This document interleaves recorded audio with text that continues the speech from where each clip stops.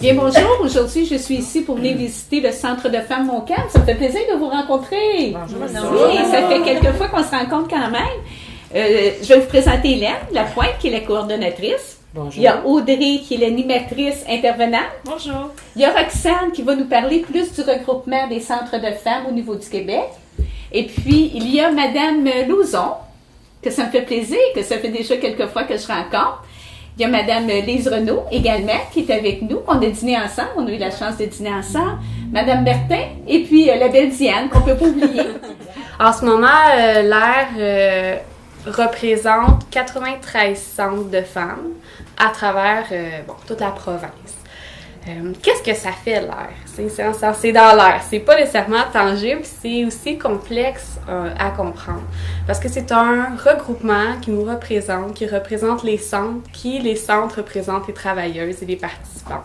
Donc, on voit qu'il y a beaucoup de personnes, il y a beaucoup de femmes dans le réseau. Et puis, ça fait déjà 30 ans cette année que l'AIR existe, qui est là pour mener d'avant-plan les luttes au niveau de la condition des femmes. Sur plusieurs plans, la pauvreté, la violence en est entre autres des gros dossiers que l'AIR prend, mais regroupe plein d'autres choses. Il est beaucoup impliqué sur les représentations. Comme cette année, on est à la Marche mondiale des femmes. L'AIR va nous représenter à la table pour la Marche mondiale des femmes. Beaucoup au niveau... Il travaille beaucoup, elle, en fait. C'est elle, je vais expliquer tout de suite avant d'aller plus loin. Elle, c'est une équipe de la permanence qui travaille à l'AIR. Donc, on a 4 travailleuses qui portent à bien les dossiers, donc des centres de femmes, qui justement nous représentent aux différentes tables que je viens d'énumérer. Aux différents dossiers. Elles se tiennent informées, elles envoient des informations au centre. Donc, c'est vraiment, notre regroupement est vraiment une source de richesse en information, en mobilisation, en outils aussi dans nos pratiques. Donc, ça englobe un peu tout ça. On travaille sur 2 axes, en fait. Donc, l'axe milieu de vie. Donc, au niveau des centres de femmes, c'est quoi le milieu de vie? Ben, c'est ici. C'est en ce moment, c'est quand vous rentrez dans la porte, nos interventions, les pratiques, tout ce qui se passe dans un centre de femmes, c'est le milieu de vie. Les centres de femmes, ce ne sont pas une place pour les femmes qui sont victimes de violences conjugales. Oui. En fait, on n'est pas un hébergement, donc c'est pas la ressource pour les femmes pour trouver refuge, là, un milieu. Dans le fond, le milieu de vie, je veux pas exclure une femme qui a une problématique, qui vit une situation en violence conjugale.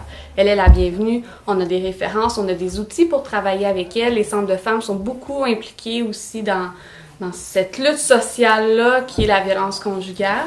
Donc, effectivement, on a des outils ici, mais on n'est pas un hébergement. Donc, on ne fait pas de dodo ici, là. On n'a pas des services non plus pour les enfants. Mais les femmes qui viennent ici au centre, ils viennent pour une raison particulière. Ils viennent pour... sociabiliser avec les gens, avec d'autres femmes. Ils viennent pour aussi avoir un impact sur la pauvreté, sur la stérilité qu'on t'entend autant parler en ce moment. C'est un peu ça. L'isolement. Ben, en fait, j'aimerais apporter le mot globalité. Okay. Parce que dans l'intervention féministe, on travaille avec la globalité. Donc, toutes les sphères de la vie d'une femme. Donc, une femme peut rentrer ici avec un besoin totalement différent d'une autre participante qui est ici.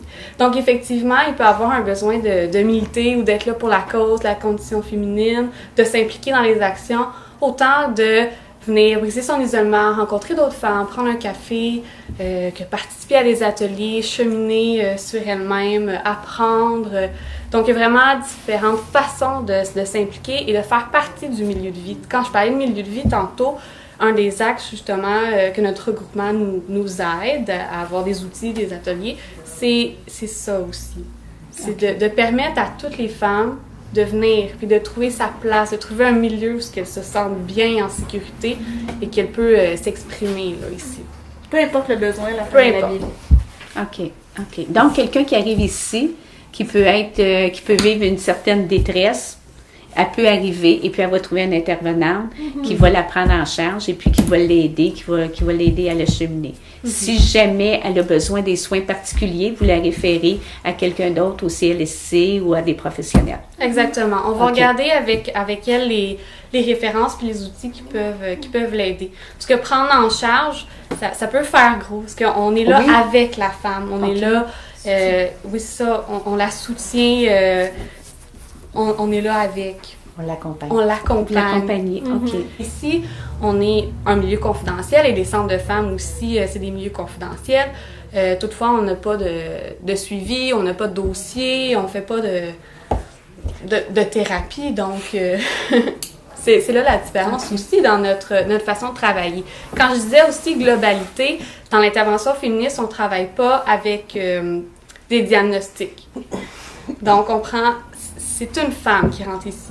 C'est pas une femme victime de violence conjugale, c'est pas une femme dans la pauvreté, c'est la femme, avec ses multiples réalités qu'elle peut traverser dans la vie. OK. Donc, le Centre de femmes Montcalm, il couvre le territoire de la MRC. Oui. Et en couvrant le territoire de la MRC, c'est sûr que vous êtes situé ici à Saint-Lin. Est-ce qu'il y a plus de femmes de Saint-Lin qui participent au centre, naturellement? Oui. OK. Bien, je pense que aussi la région a sa réalité au niveau des transports. Des transports en commun qui limitent l'accès au centre à certaines femmes qui habitent plus loin. Donc ça aussi, c'est une réalité de notre milieu ici, là, de notre région aussi. Puis ailleurs aussi, là, je parle ici parce qu'on le vit, on est ici à Saint-Lin, mais en tant que représentante régionale, j'en entends aussi d'autres centres dans d'autres régions qui vivent les mêmes situations, là, au niveau des transports qui briment l'accessibilité aux femmes de trouver... Mais Saint-Lin, c'est quand même la municipalité où est-ce qu'il y a le plus de population. Oui. Donc, j'imagine que quand vous avez choisi le positionnement du centre, ça l'a joué en conséquence. Dans le temps, on n'a pas regardé ça, c'est qu'on était 3 femmes de Saint-Lin. OK. Qui voulaient avoir un endroit pour échanger, partager avec d'autres femmes. Donc, ça partit de là. Et dans mon cas, il n'y en avait pas de centre de femmes. OK. Ça fait 25 ans qu'on existe. Le regroupement, ça fait 30 ans. Donc, ça fait 25 ans qu'on fait partie du regroupement de l'air. J'aimerais ça, Roxane, que tu parles un peu. C'est quoi une représentante régionale? Oui. Donc, une représentante régionale, en fait, elle est, on pourrait dire, élue ou choisie parmi les centres qui siègent à la table régionale. Donc, on va partir de là. Qu'est-ce qu'une table régionale? C'est pas la question. Donc, une table régionale, c'est un milieu qui est donné là, pour les centres membres de l'air, parce qu'il y a des différences. On a des regroupements pour les groupes féministes, mais là, on va s'accorder... on va s'attarder, on va parler vraiment pour les centres membres de l'air. Donc, c'est une place pour nous afin de s'échanger sur des dossiers provenant de l'air. Tantôt, je disais que le regroupement nous donne beaucoup d'informations. On a des suivis de dossiers aussi à faire, que ce soit tant dans nos pratiques, des consultations qu'on fait ou des actions, des mobilisations qui sont à venir. Donc, bref, c'est un milieu d'échange, de pratique et de soutien aussi, d'une certaine façon, entre centres de la région. Il y en a combien de centres dans la région? Oui, dans la région, en fait, ici à la Naudière, il y a 6 centres qui sont membres de l'air. Donc, j'inclus ça. Mais c'est ça. J'inclus 6 parce qu'on est 7 centres, en fait, centres de femmes qui existent à la Naudière, sauf qu'il y en a 6 qui sont membres de l'air. Donc, à cette table-là, ça va être les 6 centres qui sont membres de l'air qui vont siéger, être là. Si je dis siéger, c'est un gros mot, là, ça fait, mais qui vont participer là, à la table. C'est des rencontres mensuelles que vous avez? À peu près, on a environ 4 à 5 rencontres par année. OK. En fait, 4 rencontres parce que on a 4 COCO. Le COCO, c'est le comité de coordination du regroupement, donc du réseau.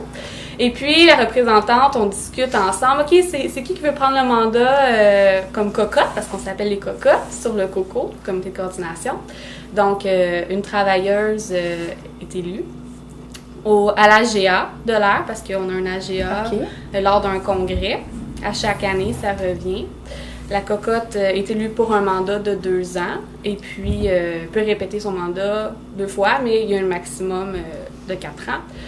par la suite, ben, c'est une autre cocotte après, au bout de 2 ans, qui est réélue. Et puis, pendant son mandat, elle représente la région. Donc, s'assure d'avoir pris des opinions de chaque centre qu'elle représente, le rapporter en comité de coordination, transmettre les informations qu'elle reçoit en comité de coordination à tous les centres.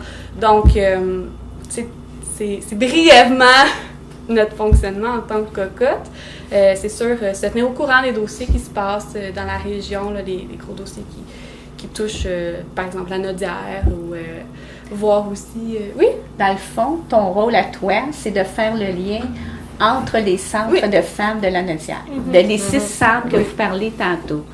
Donc, toi, tu te rends compte qu'est-ce qui fonctionne bien, qu'est-ce qui fonctionne moins bien, qu'est-ce qui est de plus intéressant pour les femmes, et puis toi, tu l'amènes à chaque centre. Chaque centre, son information est aussi importante qu'un autre centre. Donc, j'apporte pas nécessairement mes idées personnelles.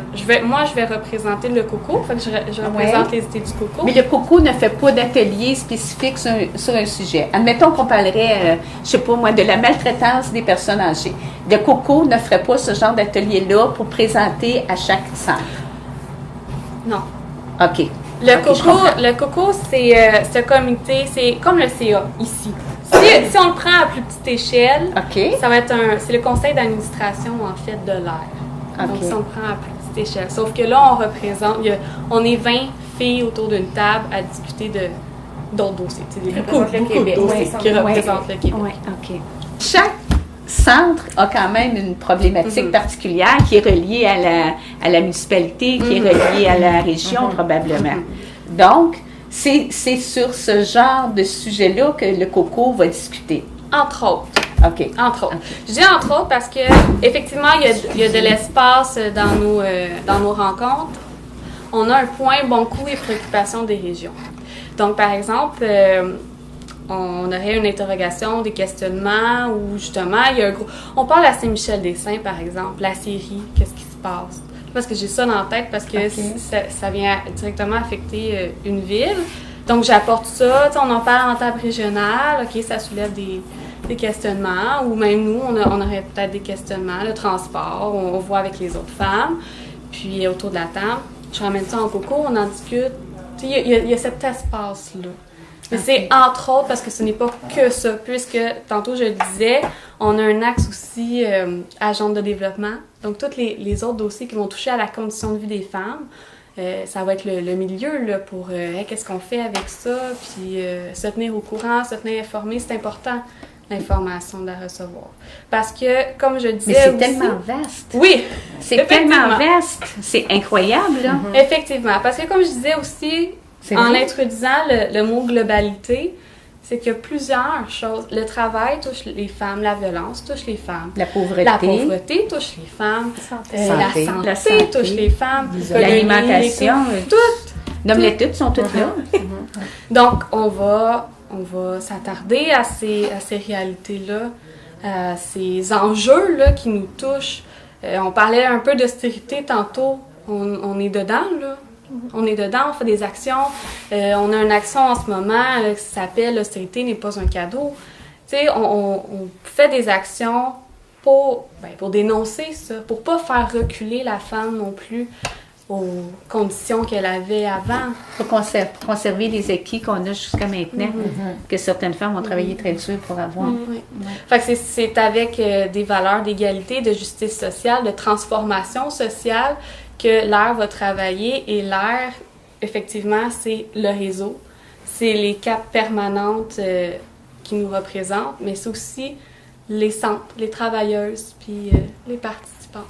Mais les regroupements provinciaux qui existent pour les femmes, il y a l'air, il y a la fédération qu'on parlait, la Fédération des femmes du Québec, il y a la FEAS qui est provinciale également, qui est locale, régionale et provinciale. Est-ce qu'il y en existe d'autres? Statut de la femme? Le statut de la femme? Oui, mais ça, c'est très politique. Oui, c'est mais plus on est politique aussi. Politique! Non, mais c'est vrai, c'est vrai. Oui, on regarde l'air. C'est comme un peu notre chasse gardée, c'est comme ça qu'on appelle ça, par rapport aux lois, par rapport à ce qui se passe. Ils vont nous donner de l'information. Oh, puis les filles, faites attention, là, il y a telle loi qui s'en vient, ça va toucher à l'avortement. Ok. C'est déguisé, ça va toucher à l'avortement. Il faut être fort, il faut se rassembler. Dans le fond, ça nous rassemble, les centres de femmes. C'est une source d'information. Exactement. Ok. Comme on a voté, il y a 2 ans, puis encore cette année, sur la taxe santé. Tu sais, on est toutes là pour travailler, qu'il n'y en ait plus de taxe santé, parce que ça l'appauvrit les gens. La taxe santé sur les impôts, que les personnes âgées, les mères, classe moyenne, ça appauvrit tout le monde. Il y a autant la place pour une militante de venir militer, justement, de s'impliquer dans les actions. Et puis, oui, on en fait de la politique d'une certaine façon. On n'est pas partisan. C'est ça, c'est important. C'est vraiment important. Donc, on va revendiquer, on va se questionner, on va militer sur des projets de loi, sur tout ce qui peut mettre en branle la condition de vie des femmes. On n'est pas contre un parti, on n'est pas pour un parti, on va être pour des bonnes décisions que le gouvernement va apporter, peu importe le gouvernement en place, peu importe. C'est le meilleur. Tu sais, ça va être ce qui est apporté, ça va être le contenu. Le contenu. Si ça fait reculer les femmes, c'est sûr que l'air puis les centres de femmes vont... On va être contre. Peu importe quelle partie. C'est pour la condition de vie des femmes. On est là pour ça. Ouais. Fait que C'est important. votre but, c'est votre but premier, c'est la condition. Ça fait partie une partie de notre mission. Ouais. Ça, c'est nos beaux foulards. On est fiers, hein, puis on va voir dans les actions que il est souvent très, très visible, ce petit logo-là et ces foulards-là.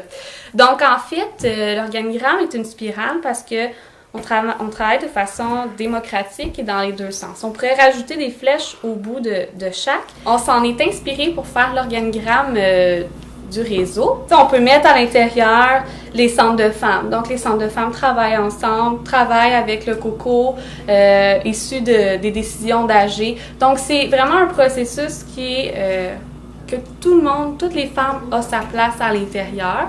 Et puis, tout a son importance. C'est vraiment dans un souci de démocratie qui... oui, des fois, nos dossiers, là, j'aimerais terminer avec... C'est sûr que ce processus-là est complexe. C'est sûr que ce processus-là peut être long, mais on a un souci là, d'entendre la voix des femmes, les idées des femmes, et puis de laisser cet espace-là. Voilà. Donc, on vous remercie d'avoir participé cet après-midi aux vidéos. Naturellement, on espère simplement que l'explication que Roxane a donnée concernant l'ère des centres de femmes va nous aider à comprendre davantage leur action sociale, va nous aider à comprendre leur mouvement. Puis surtout de comprendre que chaque femme a sa place dans la société. Et puis c'est ça qu'il faut surtout se souvenir. Merci beaucoup, Roxane. Merci.